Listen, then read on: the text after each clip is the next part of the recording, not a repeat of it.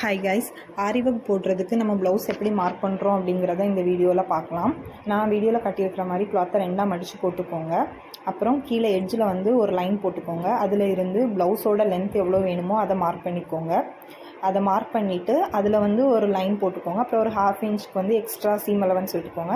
அதுலேருந்து ஒரு 3 இன்ச்சுக்கு மார்க் பண்ணி லைன் போட்டுக்கோங்க. தென் ப்ளவுஸ் எடுத்து அதோட நெக்கோட விட்த்து எவ்வளோ வேணும் அப்படிங்கிறத மார்க் பண்ணிக்கோங்க. இந்த ப்ளவுஸில் வந்து 4.5 வந்து ப்ளவுஸ் நெக் விட்த் இருக்குது. அதை மார்க் பண்ணி ஒரு பாக்ஸ் மாதிரி க்ரியேட் பண்ணிவிட்டு அதில் வந்து ஃப்ரெஞ்ச் கர்வ் வச்சு கர்வ் வரைஞ்சிக்கோங்க. அப்புறம் கீழே வந்து ஒரு 1/2 இன்ச்சுக்கு மார்க் பண்ணிவிட்டு அதுக்கு கீழே ஒரு 5.5 இன்ச்சுக்கு மார்க் பண்ணணும். ஸோ நம்ம அந்த இடம் ஹோல் மாதிரி வரும். அடுத்து விட்டு வந்து ரொம்ப வேண்டாம். ஸோ 3 இன்ச்சுக்கு மார்க் பண்ணிக்கிறேன்.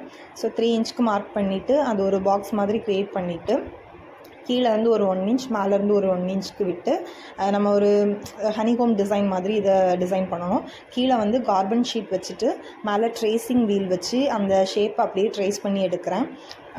ஸோ நமக்கு கீழே வந்து நமக்கு தேவையான ஷேப் வந்து நமக்கு அப்படியே பதிஞ்சிடும். இதுதான் நெக்கோட ஷேப்பு. ஒரு ஹனிகோம் ஷேப் மாதிரி இருக்கும். தேங்க்யூ.